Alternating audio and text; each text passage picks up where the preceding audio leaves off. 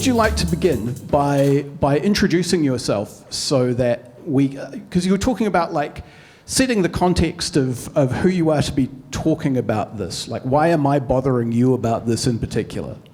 Yeah, I'll preface that this introduction is only for the online listeners, because I know 99.9% of the room.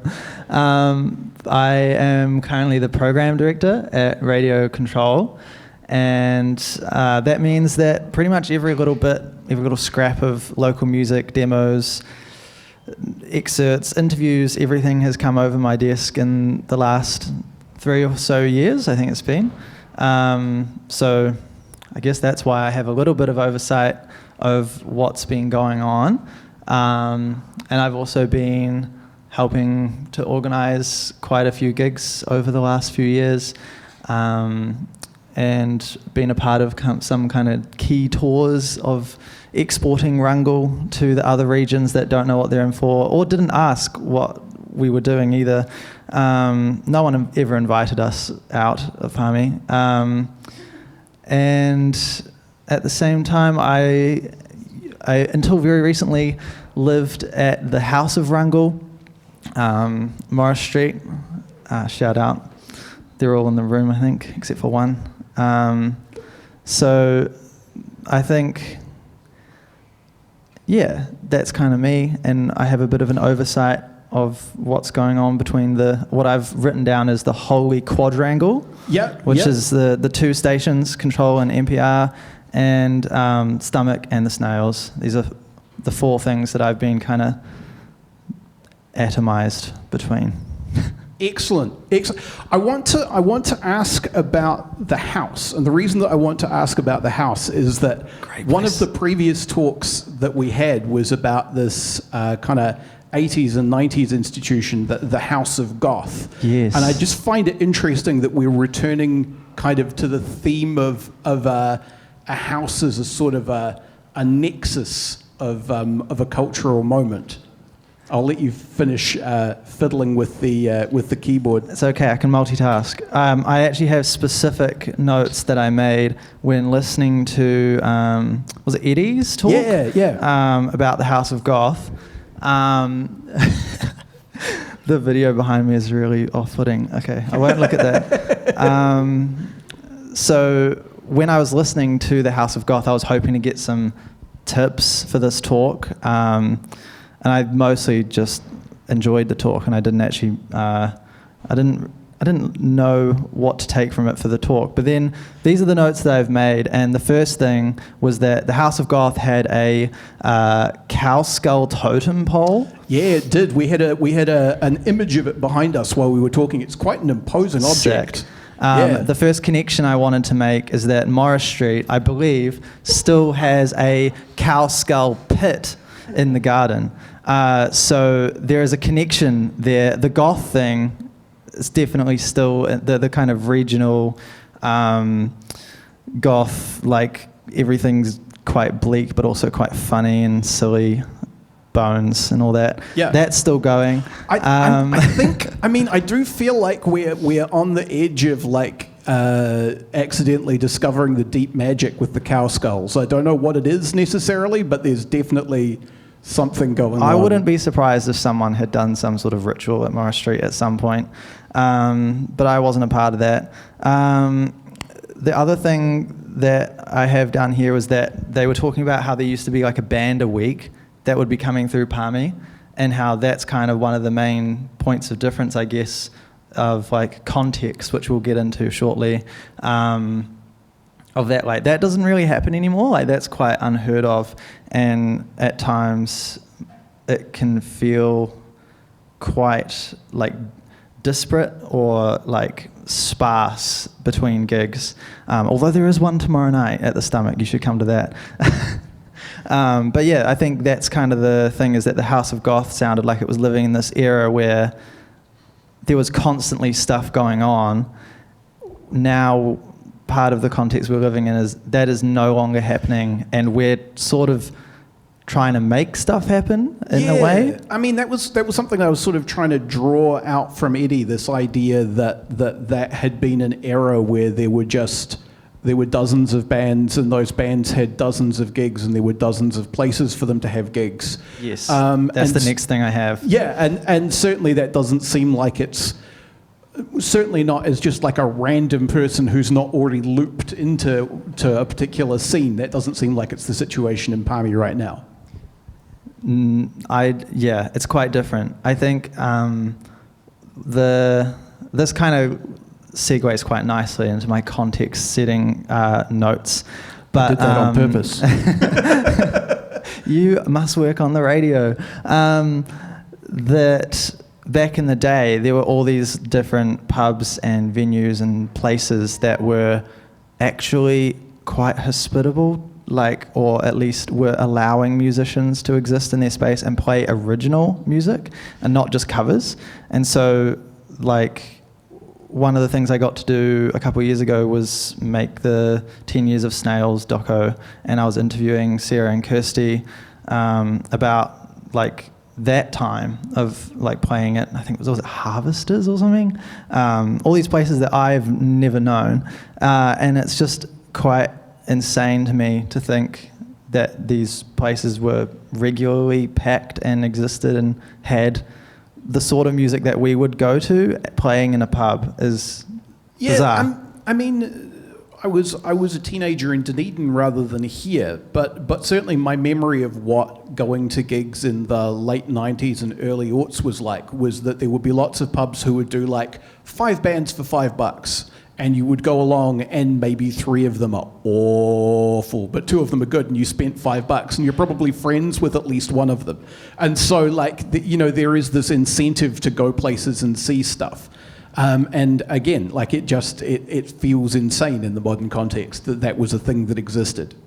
Yes, and this will come up again possibly later if all goes to plan. But there's also a flip side to that, which is compared to other cities at the moment, Palmy is incredibly lucky that our 2 alternative music venues are separated from that formal alcohol industry thing. We don't rely on customers and beer sales to justify putting gigs on, which is quite utopian. But there's also some downsides to that as well. But the last note I made about the House of Goth talk, which leads into this, is the word freaks came up quite a bit in that talk. And this is something that I picked up from Sarah Bingle, when I was talking to her about the snails kind of origin thing. And she would use the word freaks in a good, positive way. And I think that is still essentially a key part of what this current scene is about. It's about freaks. Yeah. I mean, that's it's the foundational soil for then having mainstream stuff, though, right? You need, in order to have disco become this massive commercial monolith that is everywhere and everyone is sick of, you have to have disco be this thing that exists in gay clubs first. You have to have the freaks so you can get the mainstream thing. Except we'll never go mainstream, Hugh. Yeah, but I mean, someone who is attempting to clone what you're doing might. God help those people who are attempting to clone what we're doing. But I think that the thing of disco and house coming from queer cultures and stuff, I think a key part of the current scene has been that it's also, in the sense that all of the other pubs and nightlife, if there is such a thing anymore, places in Palmy are quite unsafe for a queer vibe a lot of the time. Until a series of events which we won't go into because they're not relevant and are kind of boring, I was playing in a pub covers band, and my impression of a lot of those places is that they weren't really safe for anyone. I was sitting by the door on a break and just watching people be waved in by security who had nothing going on behind the eyes at all. They were already utterly unconscious of what they were doing, and they were still walking around and being led into pubs to presumably get even worse. Just terrifying, right? That's equality. That's lovely. Unsafety for everyone. Love to hear it. But yeah, I think that one of the key things for this current music scene between Stomach and Snails and Morris Street and Sheds and Fielding is that it's been a very like queer friendly space, and a lot of it has come out of like wanting to connect freaks to each other, and yeah, so that's going to come up again when we get to what is Rungle. Yeah. So I mean, like, do you have a sense of an initial animating impulse, like a first spark that started all of this stuff turning? Well, the term Rungle, in its current use, I don't think anyone has traced its actual origin point. It just sort of appeared probably around like, I want to say like 2021 or 2-ish. Does that sound right? Front row? Yeah, I reckon 22, 23. That's when it started to become a bit of a like buzzword that we would just regurgitate way too often. And so the word itself doesn't have a specific spark-off point, but I think kind of what I want to say is that the ideas that Rungle represents have always been here in a way. Like you can go back to like the Skeptics, or today I was going through the Control archives and playlisting a bunch of live tours from the 90s. There's literally a band called the Rungles, or Rungled, past tense. We're present tense, we're Rungle.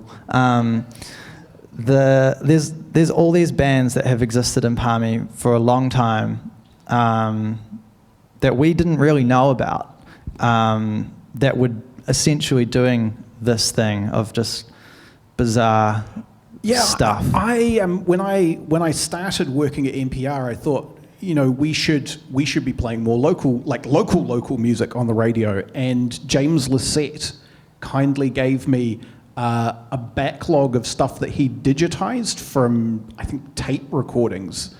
And so I got like a portable hard drive full of music and no context. And like you say, it's just like this kaleidoscope of band names and some of the best band names you'll ever come across as well. Yeah. So, and some really great music, but just no sense of where any of it came from or how it all connected together. And in some ways, like, what I'm doing with series like this is attempting to fill in my own mental map of how all this stuff works. Well, I'm pretty sure in the House of Goth they had a map, hey? They had like everyone's interconnected, it's in the House like of Goth a book. murder mystery map type thing. I would love to recreate that for the modern era. I just didn't have time, but we will get there. Maybe next New Zealand Music Month, we'll make that map. I think definitely a true crime board should be a component of it. An impression that I have, and this is something that you can maybe disabuse me of, I might be wrong about it, but an impression that I have is that a component of the Rungle thing is that stuff kind of lasts as long as it needs to in any given form. Like, groups of people will come together and they'll make an album and the band will be named the same as the album, and then those people might well play together again, but that specific configuration won't necessarily. Like, there are lots of one album or one EP or a couple of live performance projects.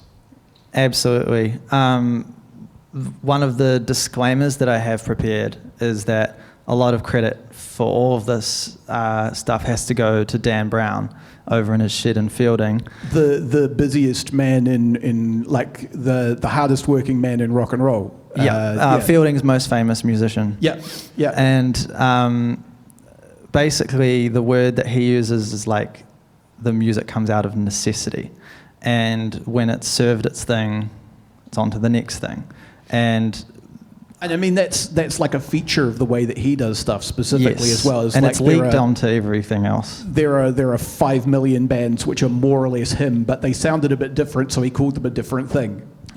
And I think as like I can't speak for Dan's process that he hasn't talked about to me, but for me, when I do a similar thing, it's because it's like compartmentalizing. It's like that project was of its time, and then now it's time for the next thing.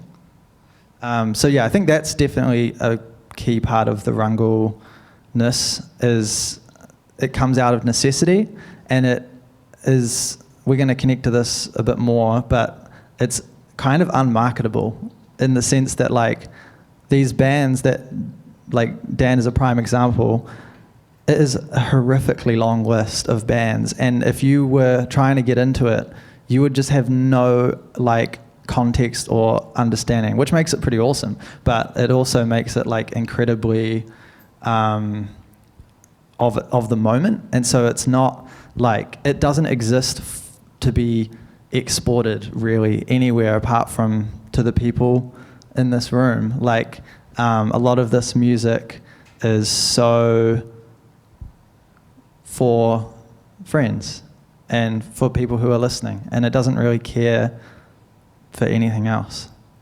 Yeah, it's like it's a life finds a way thing, right? Like there is not a venue to do this to the general public, really, and so as a consequence, life finds a way. We do it for one another in these little spaces. Absolutely, I think that one of the other things that Rungle kind of is saying is that you've got to make do with what you have. We have these 2 amazing venues that have like quite nice recording stuff.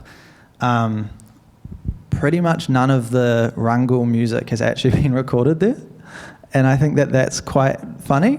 And a point of note about this whole thing is that a lot of it's been recorded in a Morris Street bedroom, Dan's shed, Mikey's dad's lounge, like all these bizarre little places that are not quote unquote meant for music. They're small places, and the music just gets siphoned off there and magic happens.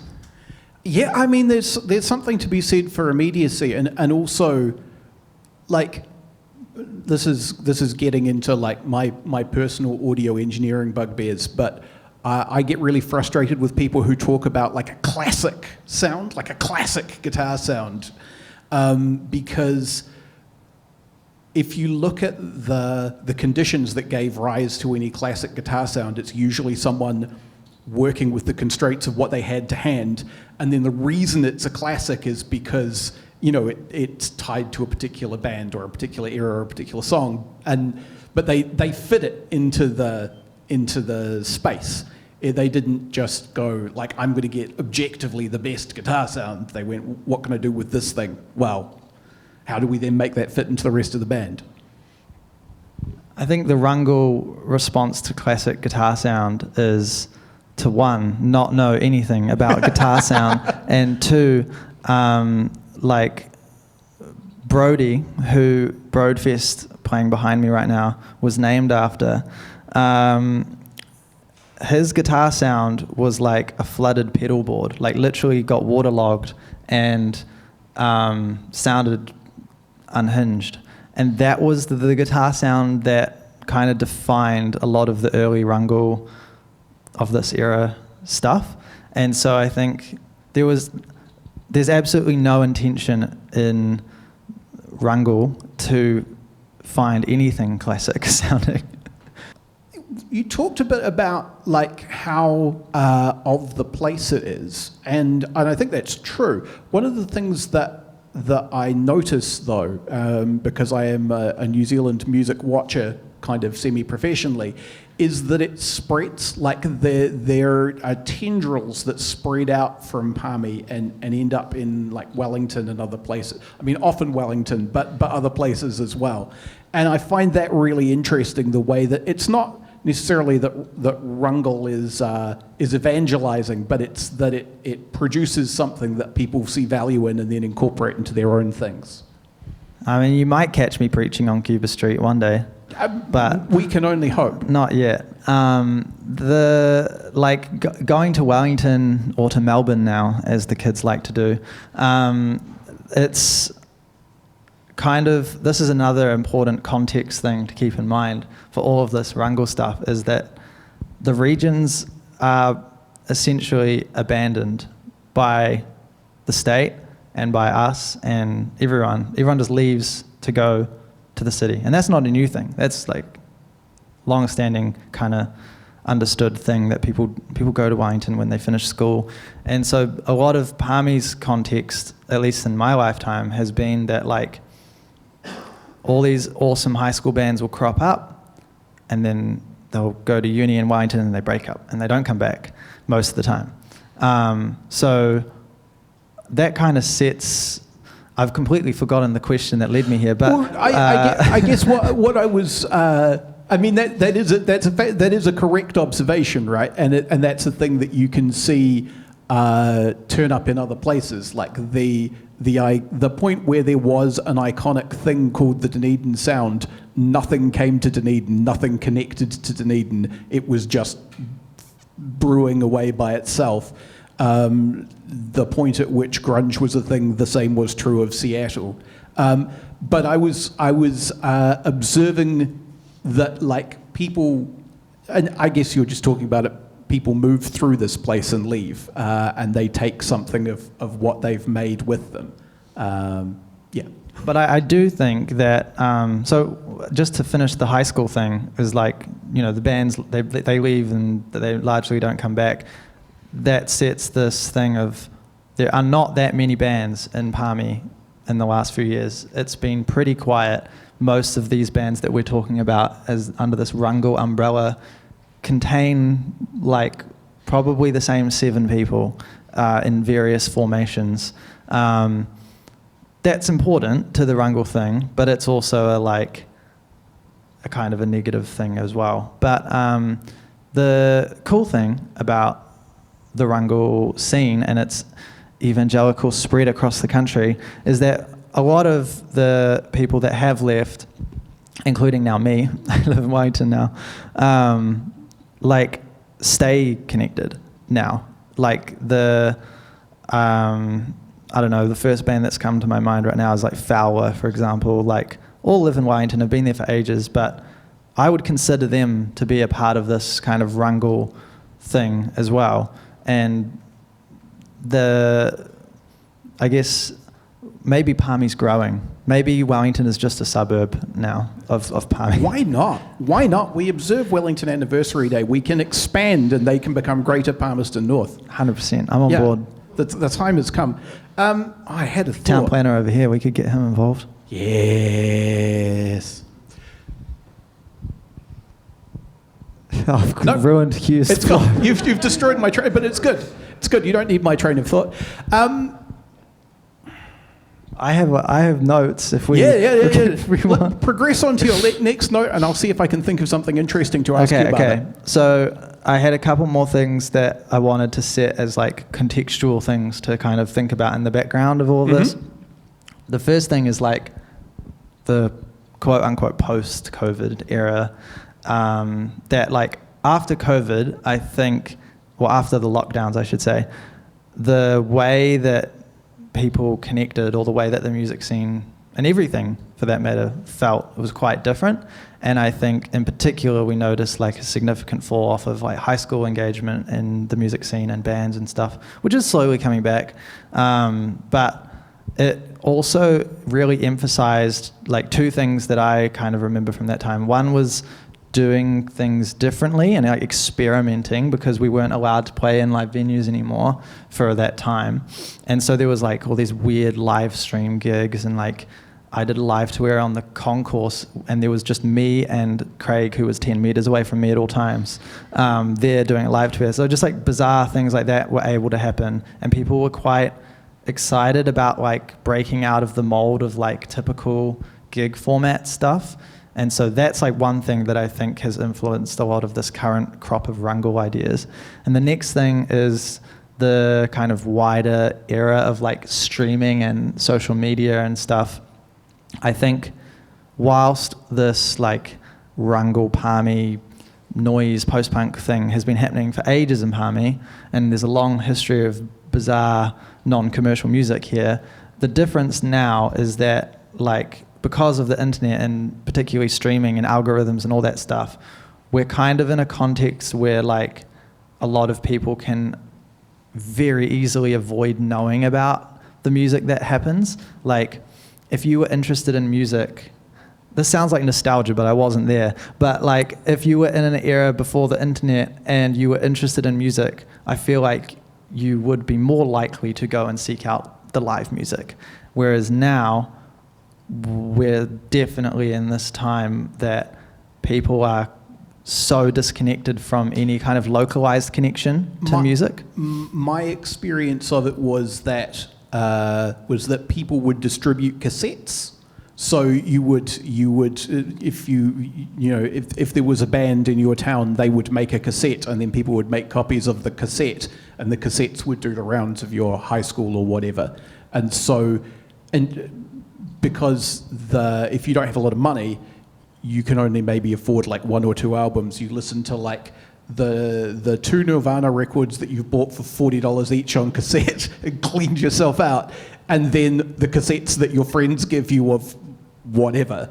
And yeah, like you get that much more intense and much more local focus. Yeah, for sure. So I think that is part of the kind of things to keep in mind of like the difference that I'm trying to kind of point to of this that makes this era kind of unique is that this to me is a point of intentional rejection of that thing.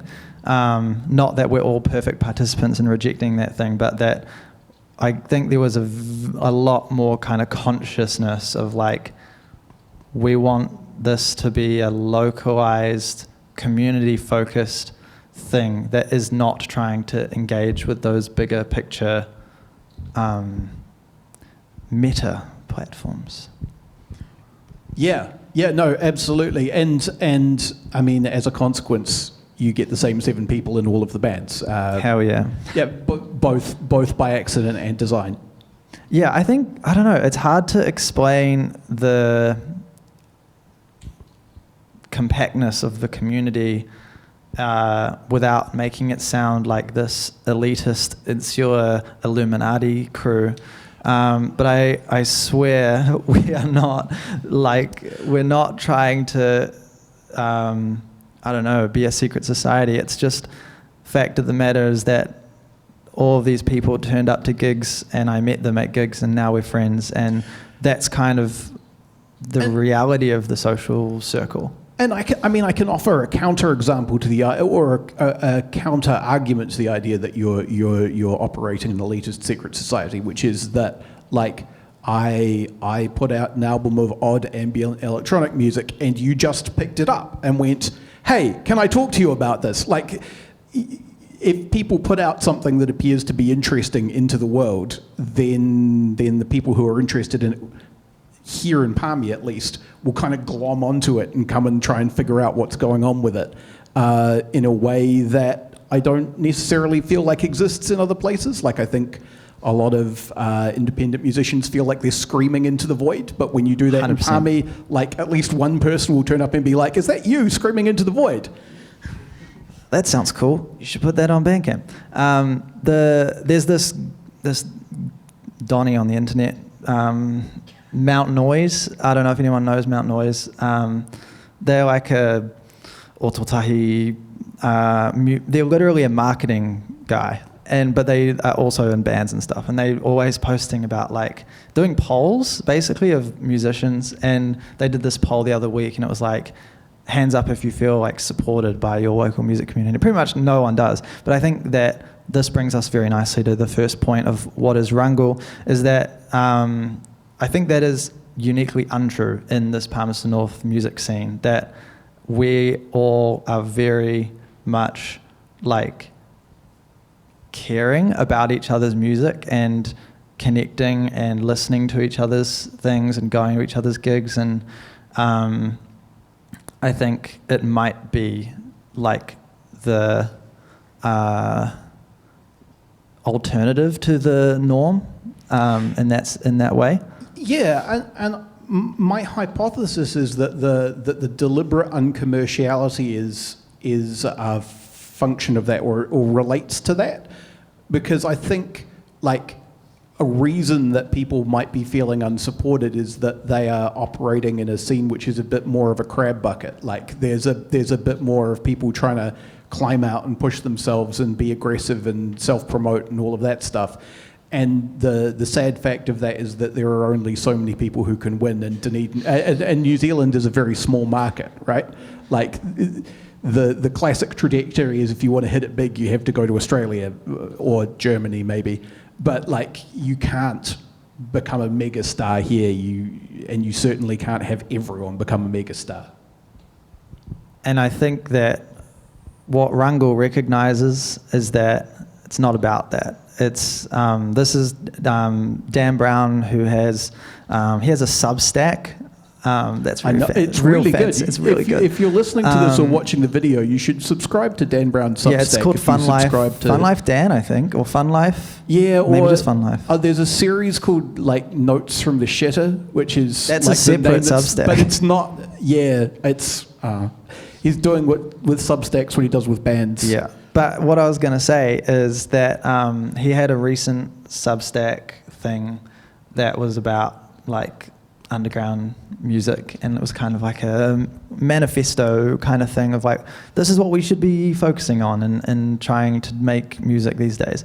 And the first thing, I mean, I've written it down as like, it's kind of the most important bit of being Rungle, is the idea that you've already kind of touched on, is like, you're just throwing your music out there primarily to your friends, and you're letting go of all the anxieties and weirdness of like trying to get it playlisted on other places, like particularly streaming.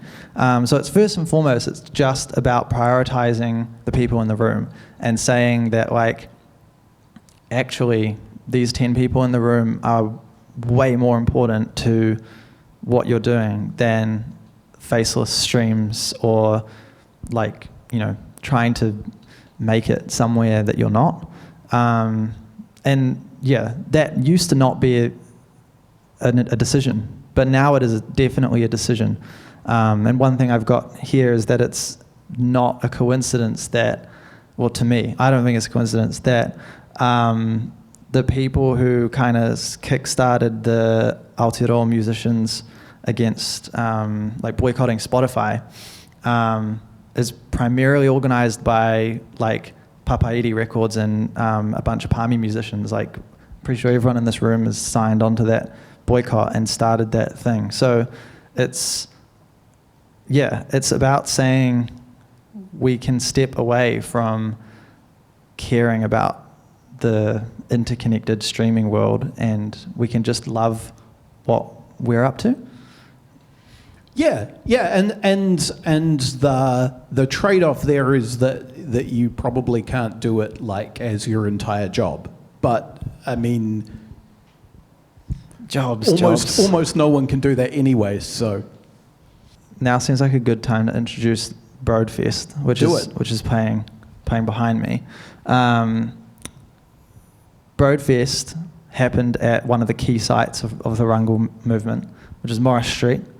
And it happened in various forms, like 3 years in a row. Basically, the Saturday before Christmas. The first one arose because Brody was moving to London, and he wanted a goodbye party, and I took that too far and booked 10 bands to play in our lounge. But the things that I've written down that were kind of connected to this like throwing things out there thing is that across those years there were nearly 20 acts that played, and they were mostly debuts, like mostly projects that were either brand new or hadn't performed live, or became something else later. And I think that is very much the point of what we're trying to do, is like that thing of like connecting with the freaks. Like it's like reaching out to people who you know have music in their head and saying, I am going to book you for this thing and you're going to play, please. Yeah, and there is nothing like being put on the spot in that way.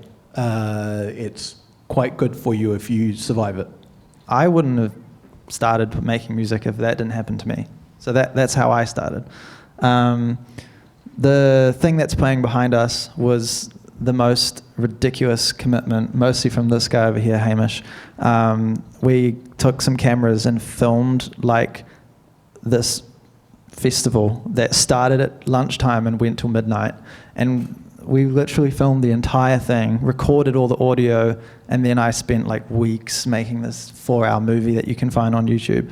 But it kind of is like, if we run out of time and you feel like you don't understand what Rungle is after this talk, which I'm starting to lose track of what Rungle is at the moment. But this thing, in the comments, there's like links to the Bandcamp and stuff as well.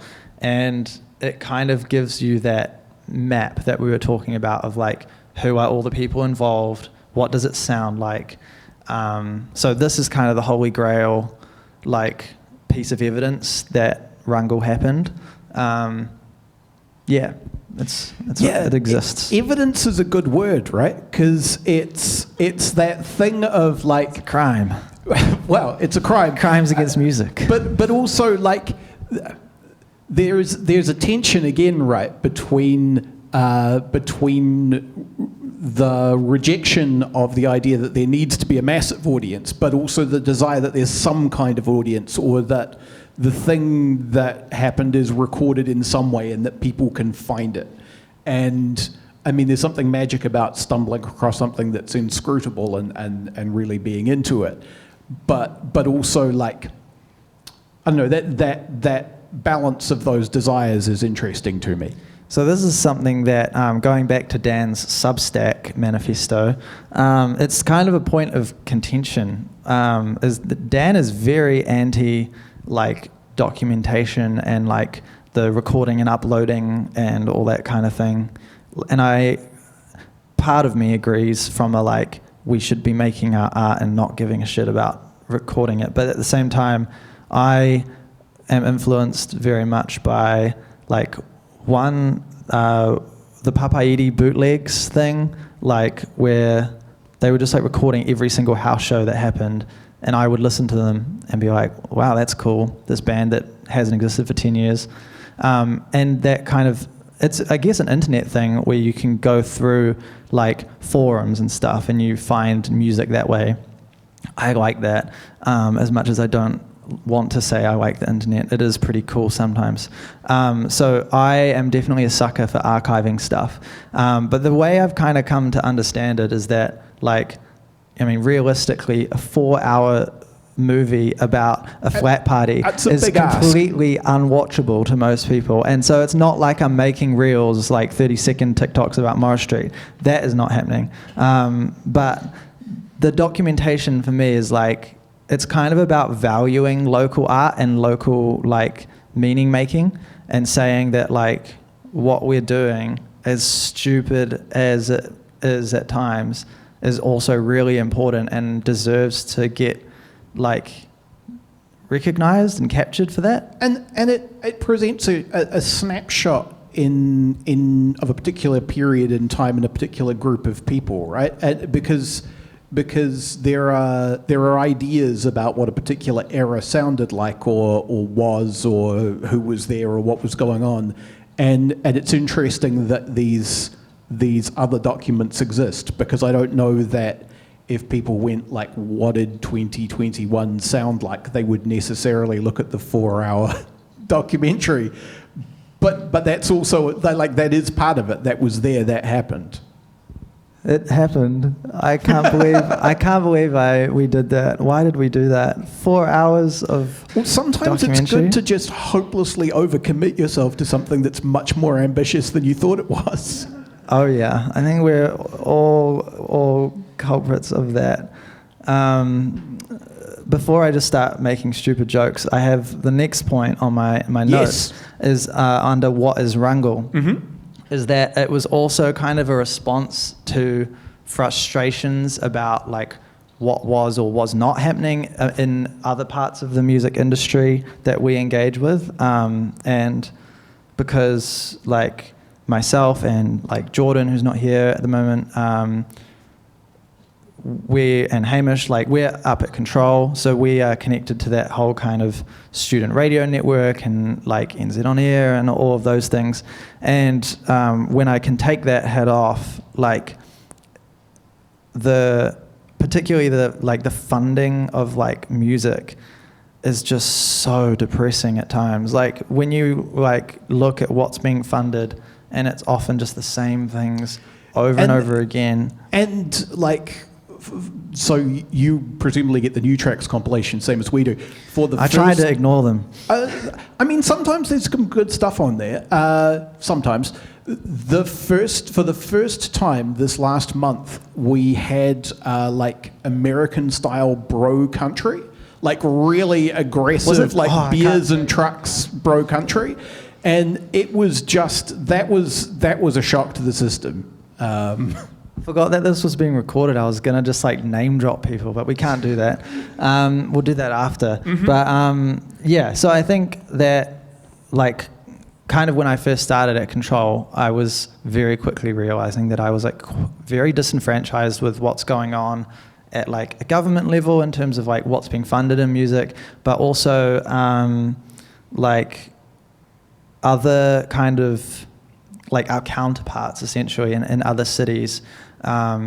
This like the aestheticization or like genre strictness of like what is indie and you know what types of music play at this place and that place, and I think that's something that we really just don't understand here in Palmy because we don't have enough venues to have genre-specific venues. And I mean, that goes back into history, right?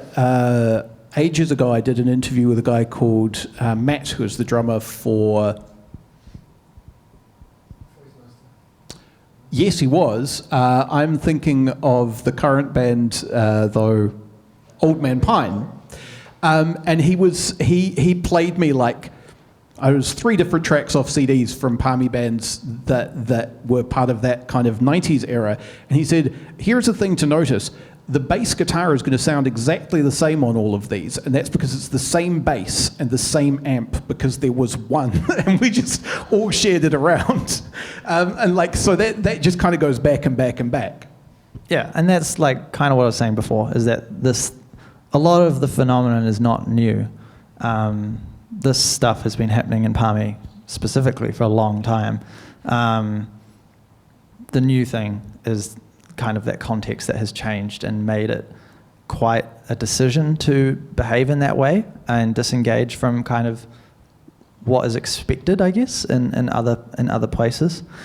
That kind of links quite nicely into my next point, actually, about not being concerned by or held back by unnecessary barriers to creating music.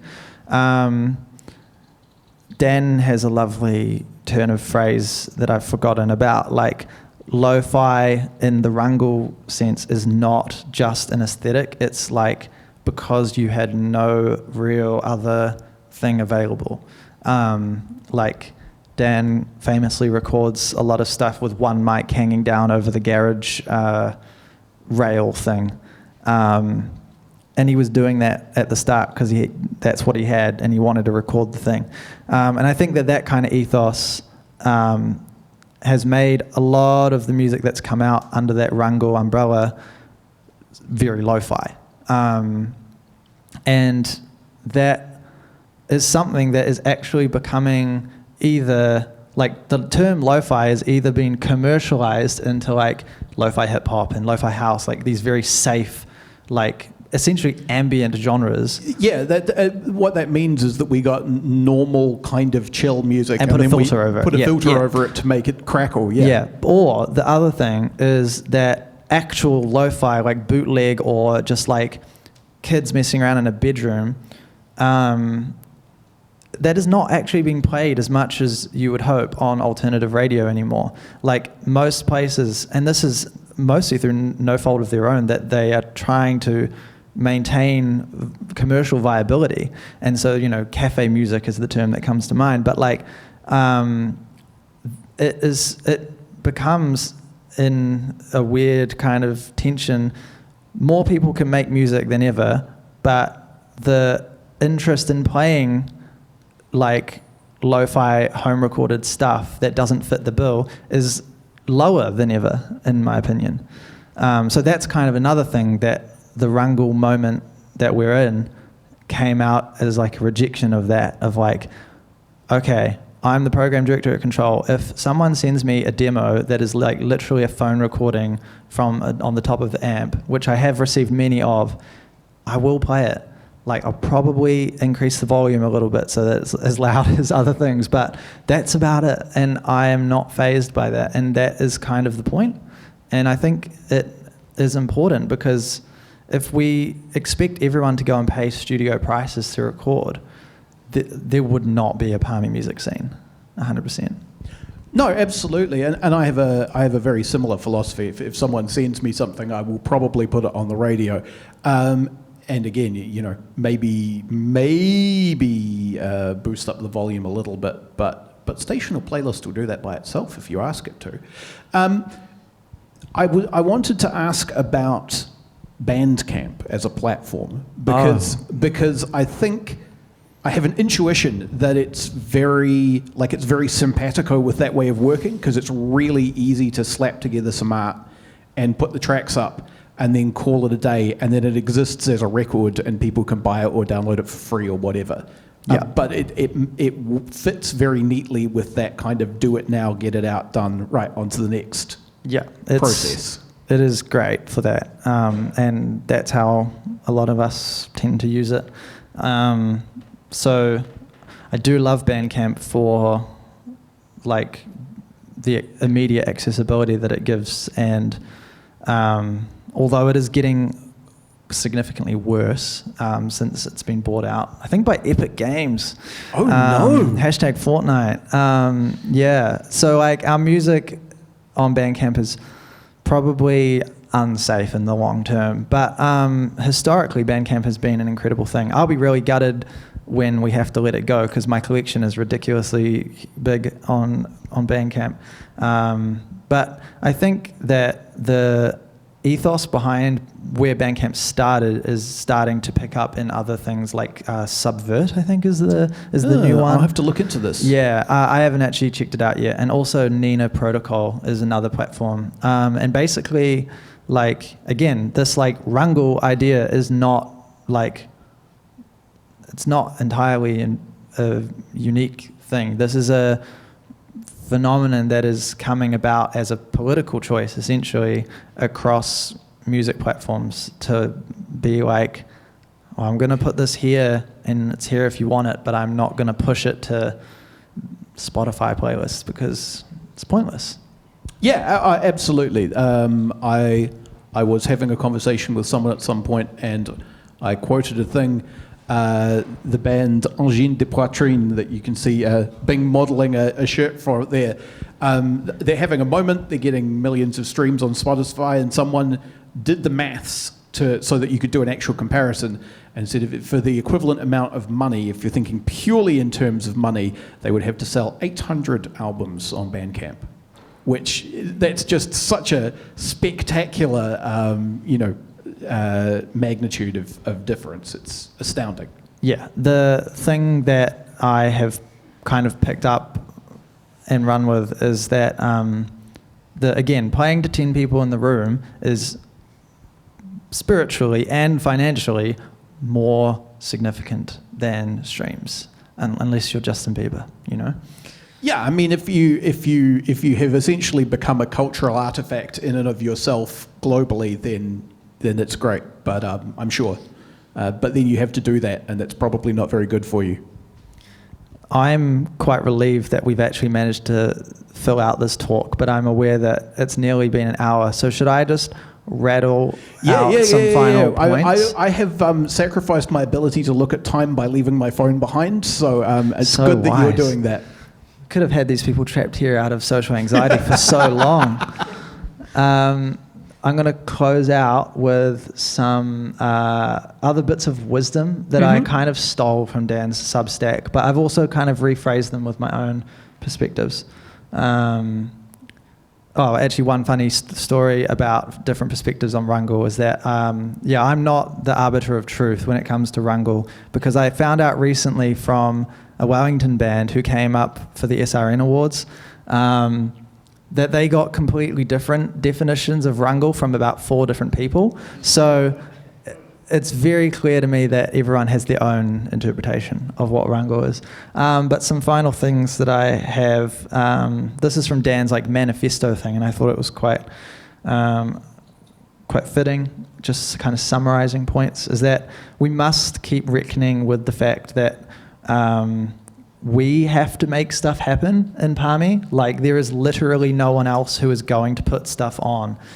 Even if we have 2 venues that exist for music, it doesn't mean that there are people putting shows on. So it's kind of a bit of a challenge to people to keep putting stuff on, keep making stuff happen, keep making bands for us. And, that is kind of the challenge. I mean, I think if there is anything that is generalizable from the conversation that we've had, if someone is listening to us in Venezuela or Timbuktu or anywhere, and they think there is nothing happening, then the thing that is generalizable is then go do it. Yeah, 100%. You got to make stuff happen. It's an Oasis lyric. The other thing is that all of the tours that have happened in this Rungle time have basically been enabled by connections that are objectively dubious. I've stayed at quote unquote Michael from Hamilton's house 3 times, and I don't really know why I know Michael from Hamilton, but there are all these people out there across Aotearoa and in other countries who are incredibly willing to put up bands, including in this town. There's a couple of houses where bands have historically crashed, and that is really important to maintain and keep those connections happening and make friendships in other cities so that the interchange of stupid music can keep happening. And then this is my closing statement from, it's 20% Dan, and then a bit of me, and then 20% more Dan. Rungle is not a genre or a movement that you can package just because there's a word for it. Being Rungle is about being honest and laughing with the homies. It's not about funding applications. Rungleism is about going on tour, playing hardware techno on the Inter-Islander through a handheld speaker under the disguise that you're a flying nun-signed, family-friendly indie band. It's 50 people at Morris Street singing Feliz Navidad over an overblown techno beat. It's a shrug, it's your posture, it's being in the shed with the chickens.